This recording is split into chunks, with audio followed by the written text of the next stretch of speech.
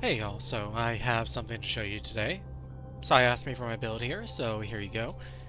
Currently what I tend to rock is, I try to go for more balanced stats typically.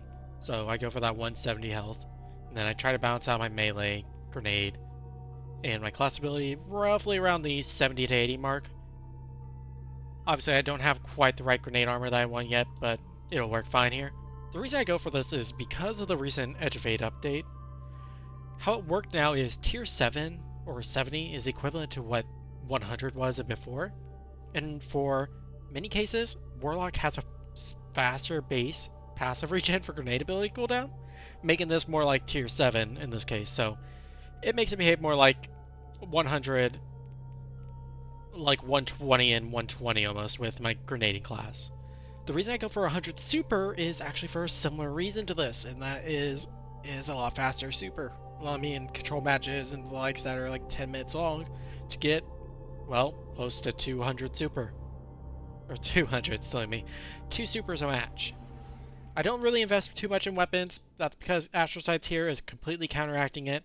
And as you can see with my build there, I do run something a bit weird. I run triple special ammo finder in PvP, along with special ammo perks for in my chest armor.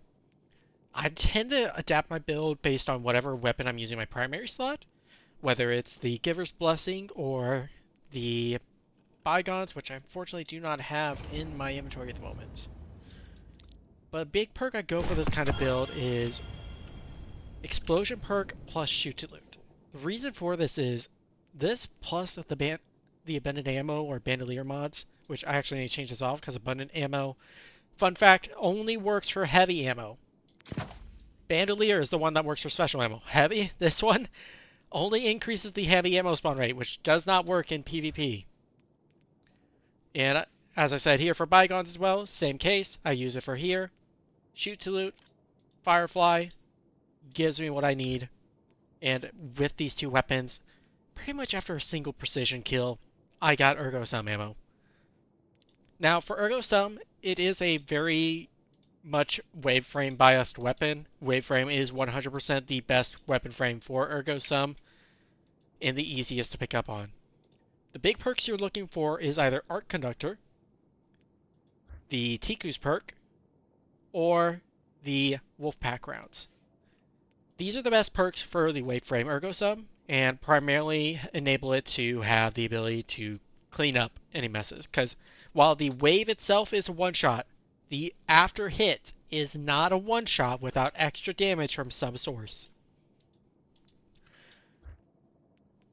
As for my heavy, honestly, you could really use anything. I've got a bit of a funny thing going on. I alternate between pretty much 2 wave frame swords, or I'll swap this out with other half and try to leave some people guessing on, do I have adaptive frame where I'm going for the swing and I'm going to lunge at you, or am I going to go for the wave on here?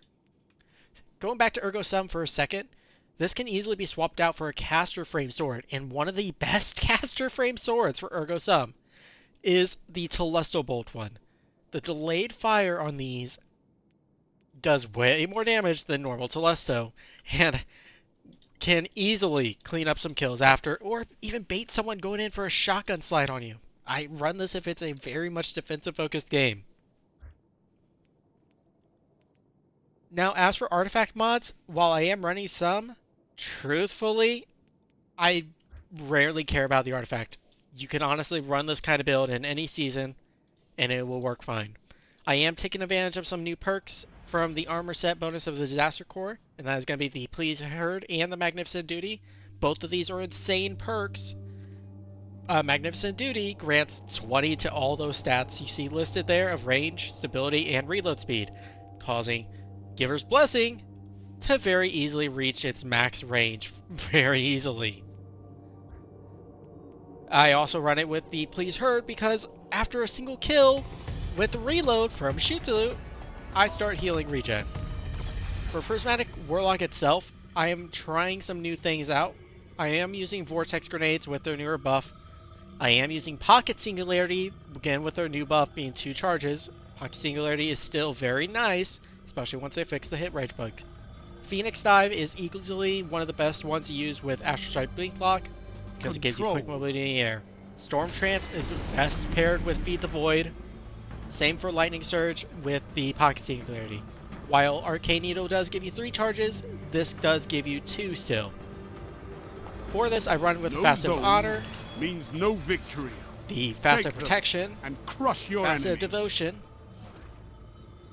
Facet Awakening, and Facet Dominance. I will admit, I only run Facet Devotion primarily because of the melee boost. Or if I'm running my healing auto build. And that's it. That's a summary of my more solo based build.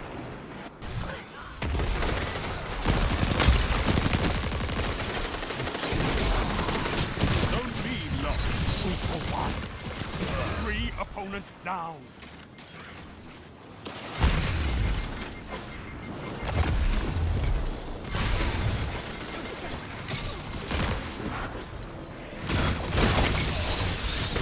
Double down.